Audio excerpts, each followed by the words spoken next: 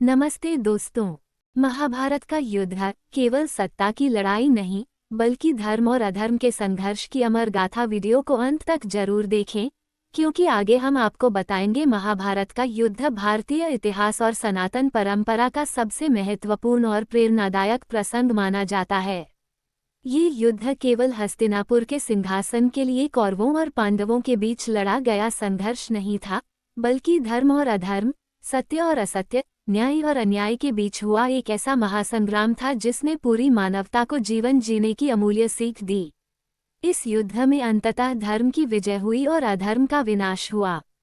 यही कारण है कि हजारों वर्ष बीत जाने के बाद भी महाभारत की कथाएं आज भी उतनी ही प्रासंगिक मानी जाती हैं। महाभारत हमें सिखाती है कि मनुष्य के कर्म ही उसके भविष्य का निर्माण करते हैं।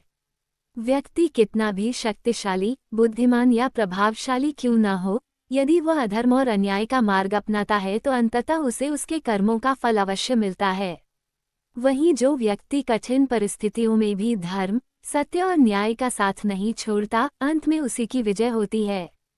महाभारत केवल युद्ध नहीं, जीवन का दर्पण है। महाभारत में परिवार, रिश्ते, कर्तव्य, त्याग, मित्रता, ईर्ष्या, लालच, अहंकार, क्षमा और न्याय जैसे जीवन के लगभग हर पहलू का उल्लेख मिलता है।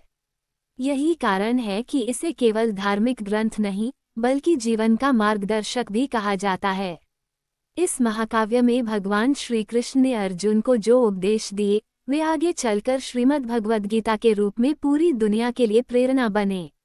गीता का संदेश आज भी लोगों को कठिन परिस्थितियों में सही निर्णय लेने और अपने कर्तव्य का पालन करने की प्रेरणा देता है। झूठ और छिपाए गए सत्य ने बदला इतिहास। महाभारत की कई महत्वपूर्ण घटनाओं में झूठ, अधूरा सत्य और छिपाए गए रहस्यों की बड़ी भूमिका रही। कई बार किसी ने धर्म की रक्षा के लिए सत्य को छिपाया, तो कहीं स्वार्थ, भय या अहंकार के कारण सच सामने नहीं आया। इन फैसलों का प्रभाव केवल कुछ लोगों तक सीमित नहीं रहा, बल्कि पूरे आर्यावर्त के इतिहास को बदल गया। सबसे चर्चित घटनाओं में माता कुंती द्वारा अपने ज्येष्ठ पुत्र कर्ण की वास्तविक पहचान वर्षों तक छिपाकर रखना शामिल है। युद्ध समाप्त होने के बाद जब पांडवों को पता चला कि कर्ण वास्तव में उनका बड़ा भाई था, तब धर्मराज युधिष्ठिर अत्यंत दुखी हो गए। उन्हें लगा कि यदि यह सत्य पहले सामने आ गया होता, तो शायद महाभारत जैसा विनाशकारी युद्ध टल सकता था और लाखों लोगों की जान बच सकती थी। धार्मिक कथाओं के अनुसार इसी पीड़ा में युधिष्ठिर ने नारी जाति को ये श्राप दिया कि भविष्य में कोई भी स्त्री किसी रहस्य को लंबे समय तक अपने मन में छिपाकर नहीं रख पाएगी। इस प्रसंग को धार्मिक मान्यता के रूप में देखा जाता है और इसे प्रतीकात्मक कथा माना जाता है। अधर्म का परिणाम हमेशा विनाश। महाभारत में कई ऐसे पात्र हैं जिनके कर्मों के कारण उन्हें कठोर परिणाम भुगतने पड़े। उनमें अश्वत्थामा का नाम प्रमुख है। युद्ध समाप्त होने के बाद उन्होंने प्रतिशोध की भावना में आकर रात के समय सोते हुए द्रौपदी के 5 पुत्रों का वध कर दिया। इसके अलावा उन्होंने उत्तरा के गर्भ में पल रहे अभिमन्यु के पुत्र परीक्षित को भी ब्रह्मास्त्र से मारने का प्रयास किया। भगवान श्री कृष्ण ने इसे घोर अधर्म माना और अश्वत्थामा को श्राप दिया कि वो हजारों वर्षों तक पृथ्वी पर भटकता रहेगा।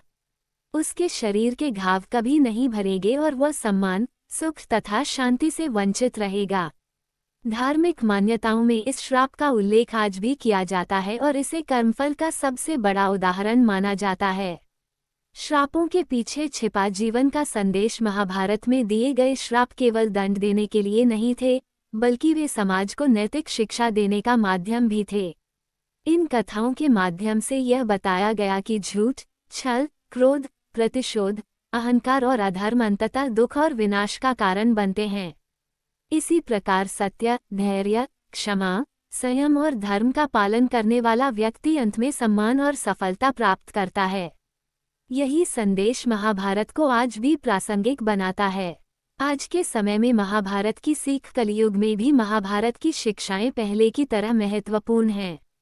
आज भी परिवारों में विवाद, लालच, स्वार्थ, झूठ, अहंकार और रिश्तों में विश्वास की कमी जैसी समस्याएं देखने को मिलती हैं। महाभारत हमें सिखाती है कि किसी भी निर्णय से पहले उसके परिणामों पर विचार करना चाहिए और सत्य तथा न्याय का साथ कभी नहीं छोड़ना चाहिए। महाभारत ये भी बताती है कि छोटी सी गलती या छिपाया गया एक सत्य कभी कभी बहुत बड़े संकट का कारण बन सकता है।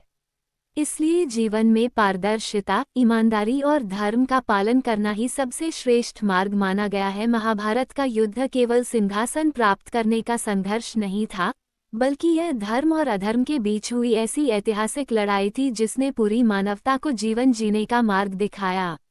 इस महाकाव्य में झूठ, छिपाए गए सत्य, श्राप और कर्मफल से जुड़े अनेक प्रसंग हैं, जो आज भी लोगों को सही और गलत के बीच अंतर समझने की प्रेरणा देते हैं। धार्मिक मान्यताओं के अनुसार महाभारत के 2 श्राप, जिनका प्रभाव आज भी कलयुग में माना जाता है। महाभारत केवल एक ऐतिहासिक महाकाव्य नहीं, बल्कि धर्म, कर्म और जीवन के गहरे सिद्धांतों का अद्भुत ग्रंथ है। इसमें वर्णित अनेक घटनाएं आज भी लोगों के लिए प्रेरणा और सीख का स्रोत हैं। महाभारत में कई श्रापों का उल्लेख मिलता है, लेकिन उनमें से 2 श्राप ऐसे हैं जिनके बारे में धार्मिक मान्यताओं में कहा जाता है कि उनका प्रभाव आज भी कलियुग में किसी न किसी रूप में दिखाई देता है। इन कथाओं को लोग केवल दंड की कहानी नहीं, बल्कि कर्मों के फल और जीवन के लिए एक महत्वपूर्ण चेतावनी के रूप में भी देखते हैं। सनातन परंपरा में यह माना जाता है कि मनुष्य को अपने प्रत्येक कर्म का फल अवश्य मिलता है। अच्छे कर्म सुख और सम्मान दिलाते हैं, जबकि अधर्म, छल, अहंकार और अन्याय का परिणाम अंततः दुख और विनाश के रूप में सामने आता है। महाभारत के ये दोनों श्राप भी इसी सिद्धांत को स्पष्ट करते हैं। इनका उद्देश्य केवल किसी व्यक्ति को दंड देना नहीं था, बल्कि आने वाली पीढ़ियों को ये संदेश देना था कि गलत कर्मों का परिणाम कभी न कभी अवश्य भुगतना पड़ता है।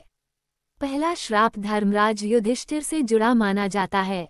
महाभारत युद्ध समाप्त होने के बाद जब उन्हें ये पता चला कि दानवीर कर्ण वास्तव में उनके बड़े भाई थे और माता कुंती ने ये सत्य वर्षों तक छिपाकर रखा था, तब वे अत्यंत दुखी हुए।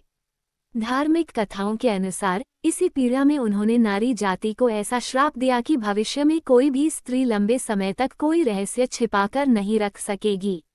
इस प्रसंग को धार्मिक मान्यता के रूप में देखा जाता है और इसे सत्य छिपाने के परिणाम का प्रतीक माना जाता है।